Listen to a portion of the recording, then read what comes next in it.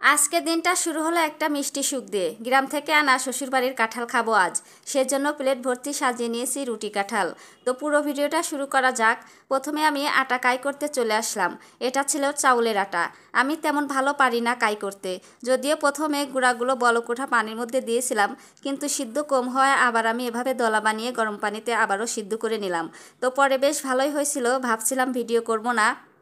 তো পরে ভিডিও করে নিয়েছিলাম আর আটাটা মুথে নিয়ে রুটিগুলো বানিয়ে নিয়েছিলাম। এখন ভাজি করে নিচ্ছি বা সেঁকে নিচ্ছি। মাশাল্লাহ, রুটিগুলো অনেক সুন্দর হয়েছিল আর দেখেন ফুলকো ফুলকো হচ্ছে। আমার তো বেশ খুশি লাগতেছে। তো মন ভরা আনন্দ রুটি ফুলা দেখে।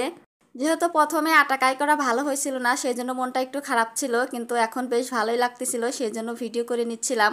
তো যাই হোক, রুটি ভাজি করা হয়ে গেছিলো আর এই তো এখন চলে আসছি কাঁঠাল ভাঙতে। তো কাঁঠালটা ভেঙে নিচ্ছি।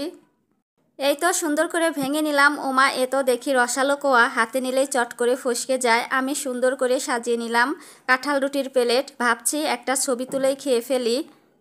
তো এদিকে ভিডিও করে নিচ্ছিলাম আর খাচ্ছিলাম, আর এদিকে কিন্তু কাঁঠালের গ্রানে মাছিও চলে এসেছে। আমি তাকে তাড়িয়ে দিচ্ছিলাম আর ভিডিও করে নিচ্ছিলাম। আসলে এই সময়টা ফলে ভরা আম জাম লিচু, তো আমার বেশ ভালোই লাগে। তো এদিকে হাজব্যান্ড কিছু আম নিয়ে এসেছে আর এই তো সেটা গুছিয়ে নিচ্ছি। আর সিজনের সব ফল খেতেই কিন্তু অনেক মজা। তো আমি অনেক পছন্দ করি এই ফলগুলো। তবে দিন তো এখানেই থামে না, দুপুরে আবার রান্নাঘরে চলে আসলাম। একই কড়াইয়ে আজ তৈরি হলো ডিম বেগুন আর মাছ ভাজি। একটা কড়াইয়ে এত কিছু, ঠিক একটা মেয়ের মন। একটার মধ্যে হাজারটা চিন্তা, হাজারটা স্বাদ।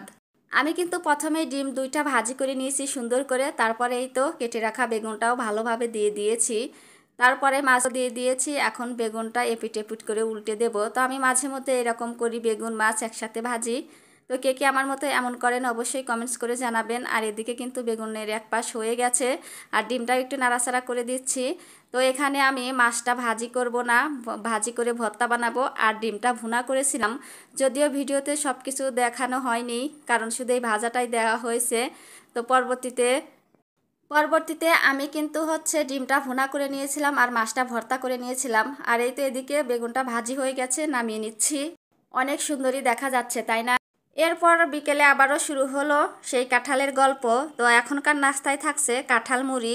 নিয়ে বসেছি বারান্দায়, একটা একটা কোয়া তুলে খেতে ভাবছি। আর এই মুহূর্তটা জমা রাখা যায় না, একেবারে একেবারে গন্ধে ভরপুর হয়ে গেছে পুরা রুমটা। আর এই তো এদিকে আমি খাচ্ছি। তো আমার কাছে বেশ ভালোই লাগে কাঁঠাল মুড়ি খেতে।